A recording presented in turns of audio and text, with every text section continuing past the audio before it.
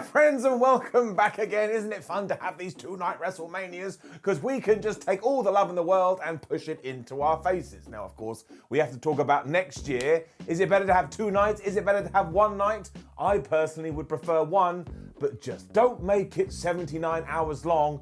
4.5, maybe 5 is fine. Also, because of all the craziness going on, I forgot to mention how good the WrestleMania 37 set is. There's something about pirates, and there's something about pirate ships that just makes me feel all warm and fuzzy in my tum-tum. But we have loads to talk about, so we're going to take the finger of power. I'm going to say hello, my name is Simon Miller, welcome to WhatCulture Wrestling. And that's right, part 2 of WrestleMania is in the books, but does it get an up or does it get a down?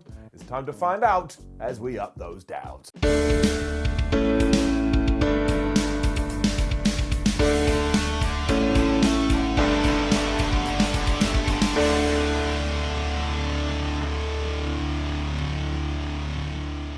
Man, the start to Wrestlemania Night 2 was so difficult, I kind of missed the rain. Because Titus O'Neil and Hulk Hogan were back as the hosts of WrestleMania, but this time they were dressed like pirates, they were talking like pirates, and for some reason WWE felt the need to pump in crowd noise. It was a bit like I was watching a rubbish pantomime. There was also some terrible scripting here, where Hogan called us all scallywags and Titus O'Neil had to go, "You can't say that on live TV." So either we are just completely tone deaf, or I don't even want to go down the other avenue, but none of this was fair on Titus O'Neil, and it's getting it down. We then moved into our first match, which was Randy Orton versus The Fiend, and if you can believe it, it was actually just a normal, basic singles exhibition match, even though the pair had been trying to set each other on fire. Now, I will say it was great to see Randy Orton come out there, because you could just tell he was so pleased to see the fans, plus he was wearing white gear,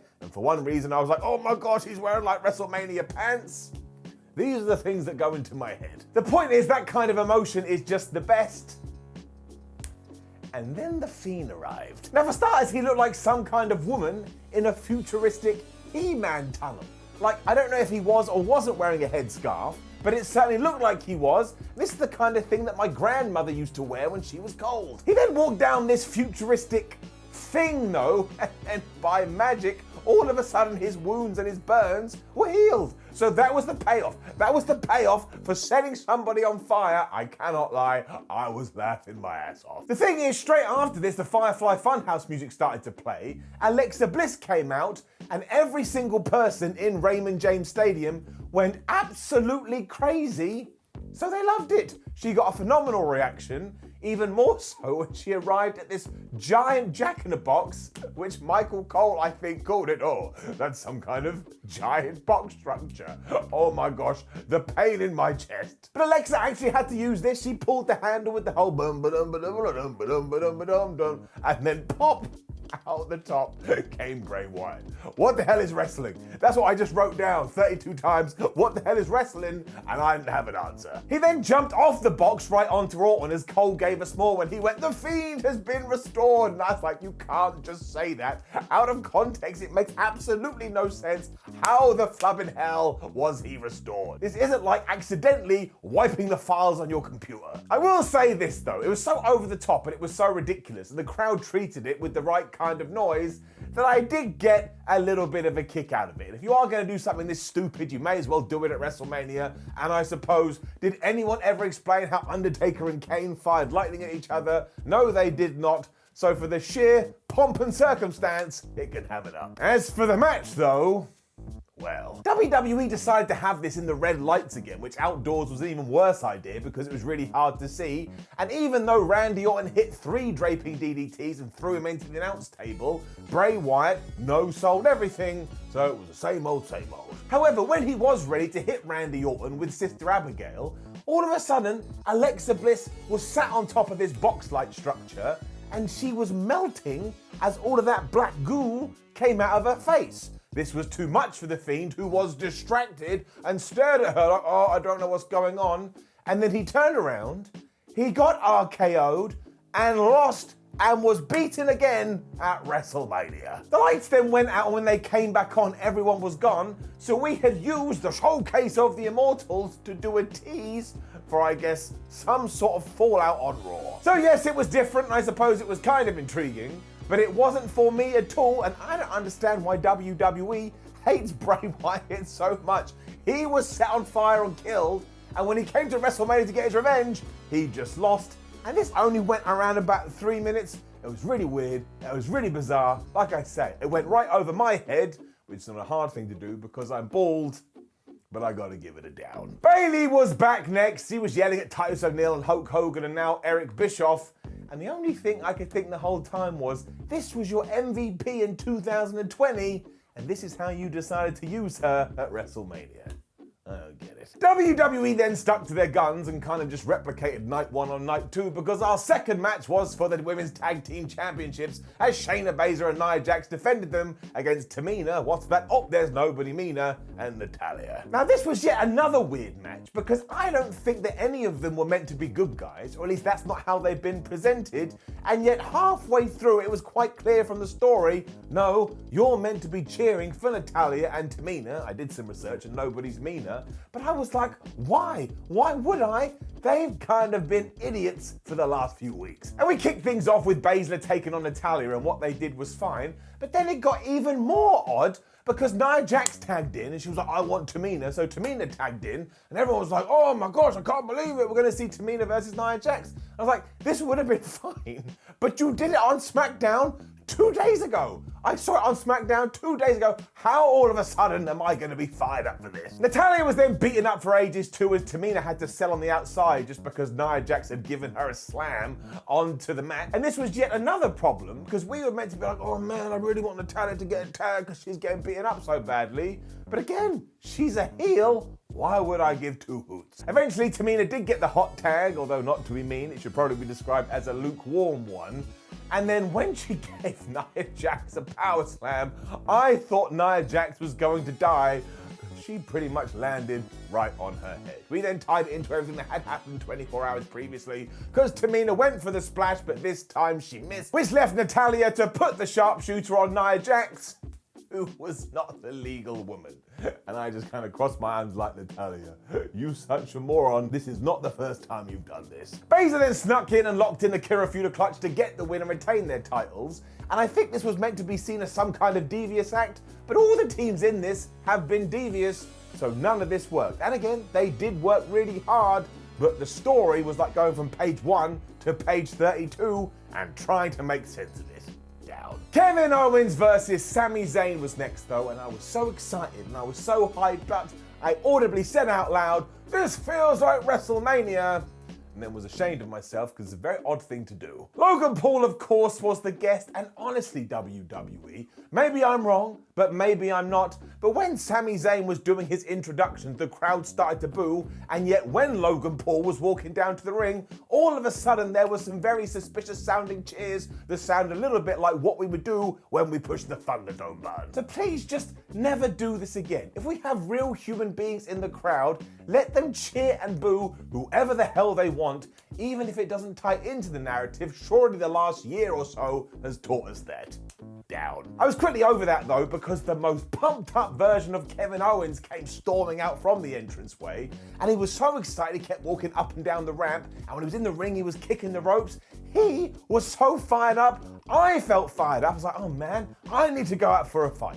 So all of this was tremendous up. The very first thing we saw though was a pop-up powerbomb, and then KO continued to assault Sami Zayn. And if you were wondering, well, I wonder what the flavour of this match will be, when Sami Zayn was able to roll out the ring and bide some time, he then gave Kevin Owens a brainbuster on the ring open, which, by the way, is the hardest part of the ring. He followed it up with the stiffest Michinoku driver I think I've ever seen in WWE as Kev landed right on his head. So thankfully, they were going to do the exact kind of match they used to do, although just a little bit less nuts, because again, it is WWE. There was a great near fall after a Kevin Owens frog splash, although I think deep down no one truly believed that was going to be the finish.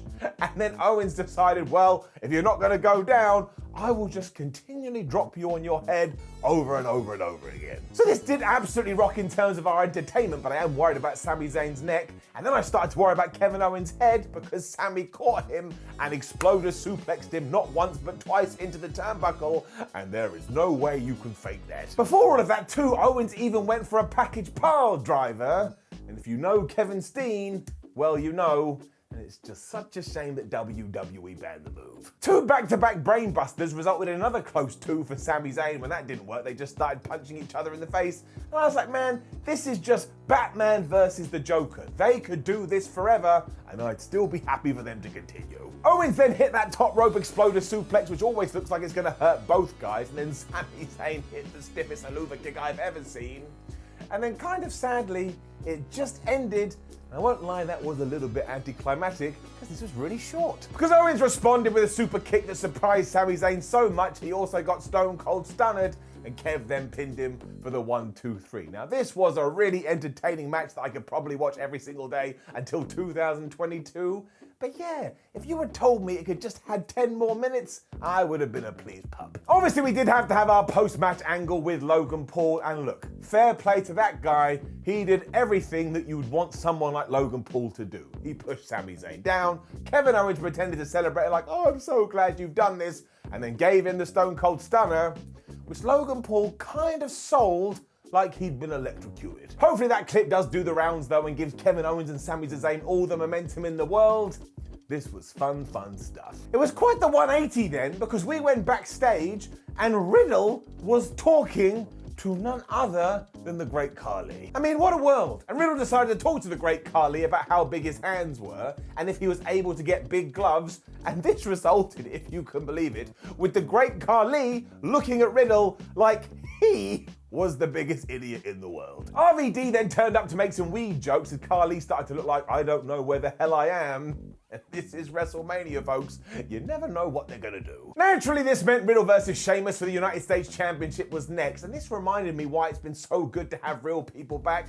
We're finally learning who has and who hasn't connected with the WWE Universe, and when Riddle's music hit, everybody went crazy. We also had a special entrance for our champion, because when he flicked his flip-flops off and all those digital birds came flying towards the camera, one of them was dressed like a pirate.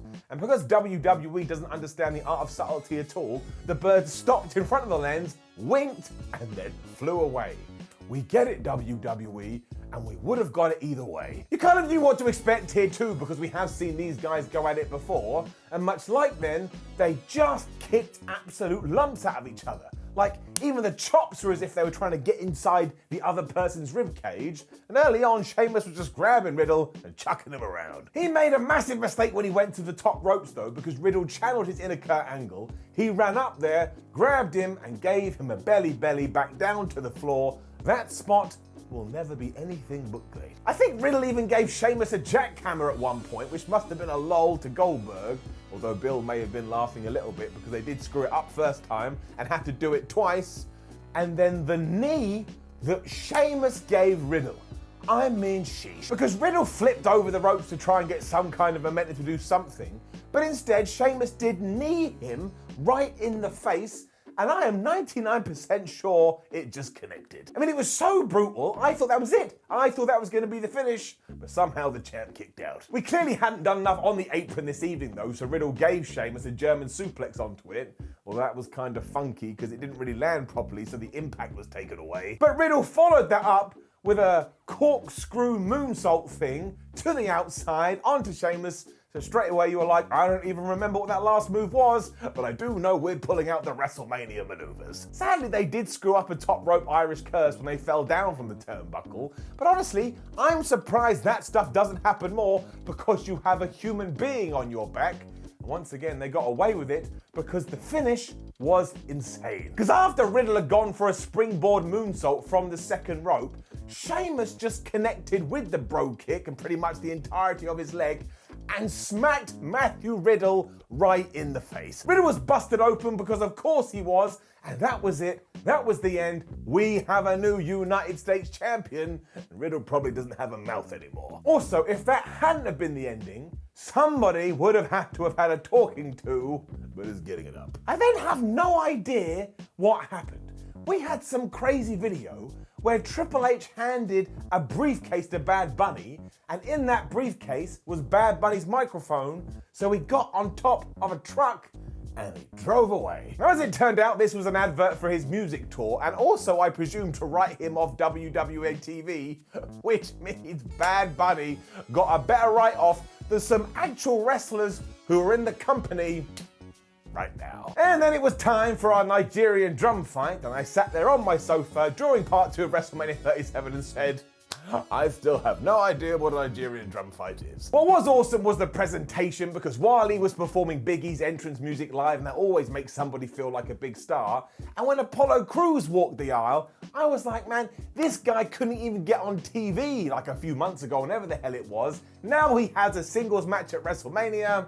I'm giving it an up. As it turned out, this was just a street fight by another name with a focus on kendo sticks, because both Apollo and Big E got the kendo sticks to begin with, and they were just nailing the shit out of each other. Then Big E did that crazy spear through the ropes, but because it is WrestleMania, he got so much distance on it. If he was going to hurt himself, this would have been the evening, but thankfully he's okay. Crews cut him off with a Death Valley driver onto the apron, which is the hardest part of the ring, and then he was going to get the steel stairs again and try and murder Big E. The problem is he took too long, so instead, when he ran at the Intercontinental Champion, he got grabbed and he got Uranagi'd onto the steel steps. Once again, when we get to WrestleMania, the conversations backstage must be, do you think because it's WrestleMania, we won't get hurt as much? And then amazingly, the other person goes, yeah, that's how it works. Apollo was then back to using kendo sticks when he laid Big E on a table and went for a frog splash, but missed and went careering through the wood. And that's when I thought, oh, it's going to be like a couple of other matches, it's just going to end, because Big E did hit the big ending onto Apollo Crews. But then it happened. Because just as that was about to happen, up popped Baba Kato, although he's dressed differently, so I think he's meant to be a different character. He walloped Big E in the head, he gave him a choke slam, he grabbed Apollo Crews, put him atop of Big E, and the ref went 1, and the ref went 2, and the ref went 3, and we have a brand new IC champion. And I didn't mind this at all, because if you go back and watch my predictions video, I even said you should have Apollo Crews win here, and hell, you can even have him cheat. That's exactly what he did. The problem, however, is that even though I went, oh look, it's Baba Kato or Babatunde, whatever the hell his name is, and even though social media said this, and even though every single person on the planet said this, Michael Cole and Corey Graves were like, well, who is this suspicious character? Who is this suspicious chap? And why do we always do this? It just makes you so confused, and then I start to feel like, well, I must have got it wrong, so I Google this stuff. I'm like, no, that is the guy, so why don't the commentators who are meant to be my eyes and ears relay this information to me? It's like when Omos was back on TV, and it was quite clearly the security guard from Raw Underground, but nobody says anything, like a Tyrannosaurus Rex has just ended, so we have to freeze, otherwise it's going to eat us.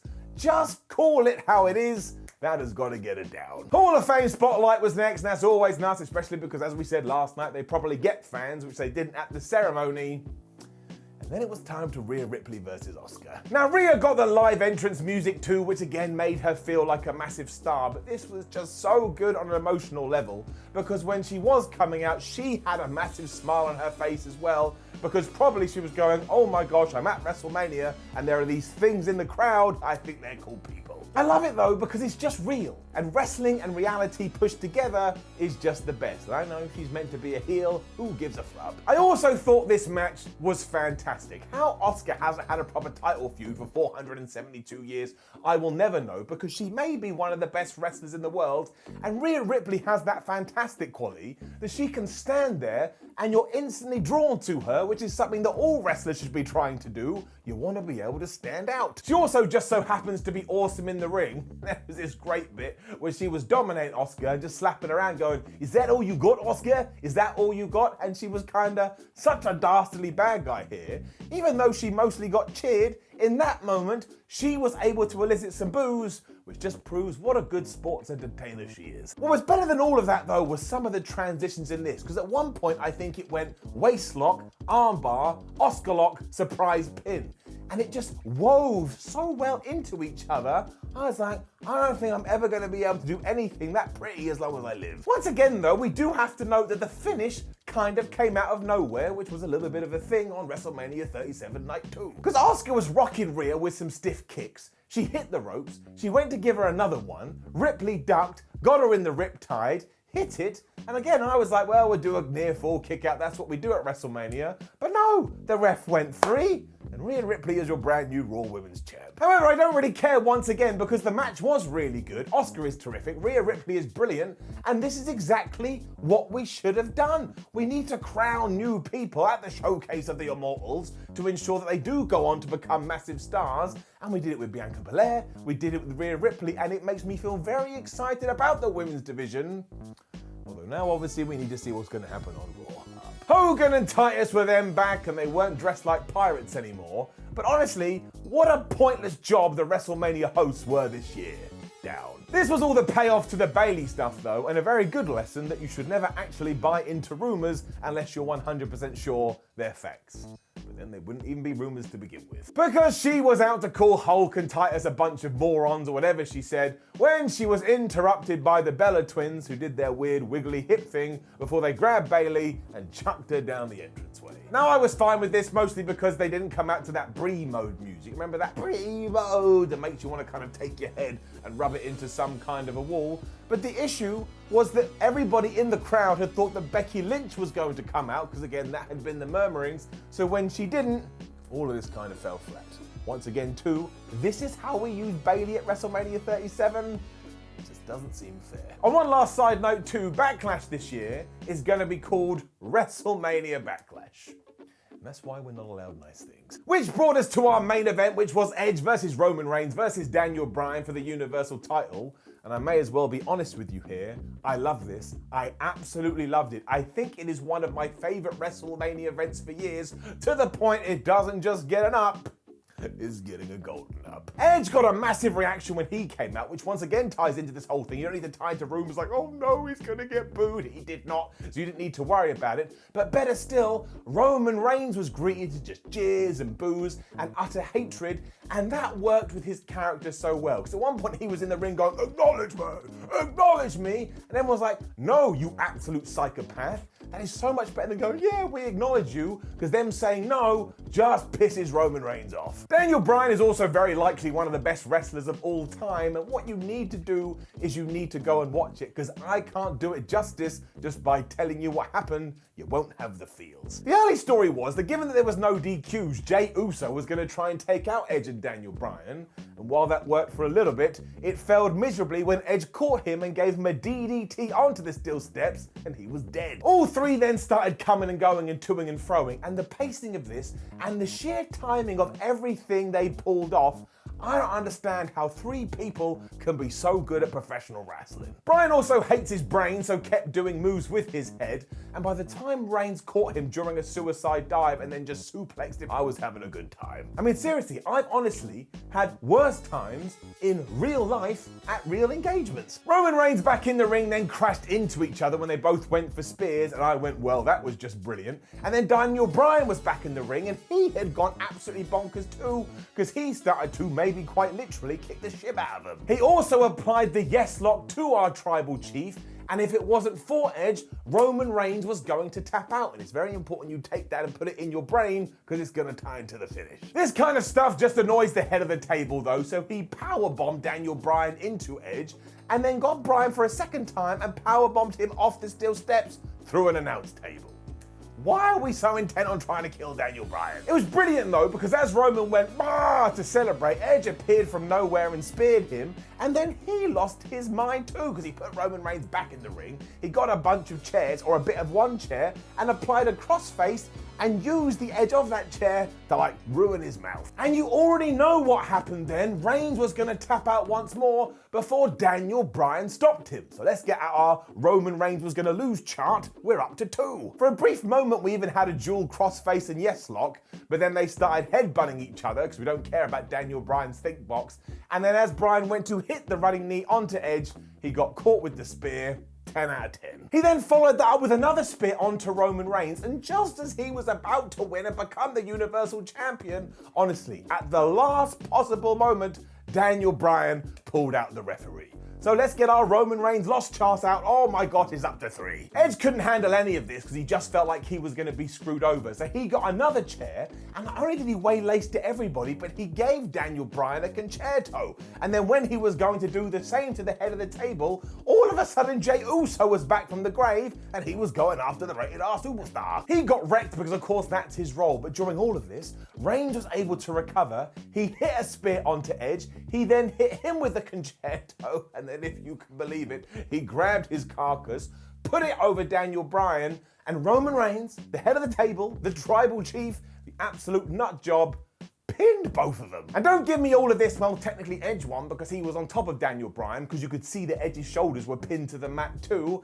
And while I do totally agree that WWE has lost their minds because fans are finally back in the arenas and all of the bad guys are losing, when it comes to storytelling and when it comes to narrative, I thought this was flipping fabulous. I mean, when Roman got the 3, I laughed out loud and started to cheer because it just suits his persona so much. I mean, he walks and stomps around saying, I'm the worst, nobody's better than me, but then he only escapes by the skin of his teeth. And yes, maybe there's the argument that we shouldn't be doing or telling this story at WrestleMania, but we did. And who really cares when a match is off this quality? Like, who actually lost? I think Daniel Bryan is brilliant. I think Roman Reigns is brilliant. I think Edge is brilliant. In fact, he doesn't make any sense because he came back from a retirement injury and he's still better than 99% of people you're going to see. So when WrestleMania 37 went off air, I felt so entertained. I felt so satisfied, even though the villain won. Sometimes the villain wins, that's just life. So it was a blast. And yes, like I say, it was one of my favorite WrestleMania main events in years. So I have no qualms about this at all. It is getting an up overall. And that's even with everything that happened with the Fiend in his magic futuristic restoration box. Now don't forget to leave a comment below and let us know what you thought about last night's WrestleMania. Like the video, share the video and subscribe. Head over to WhatCulture.com where you can read some articles. Make sure you check out Ups and Downs for WrestleMania 37 Part 1, which is on the channel, and also come say hello on social media. My name is Simon from WhatCulture. I've had a hoot the last couple of days. We will do Raw tomorrow, and then finally I shall rest. You take care of yourself, and I'll see you then.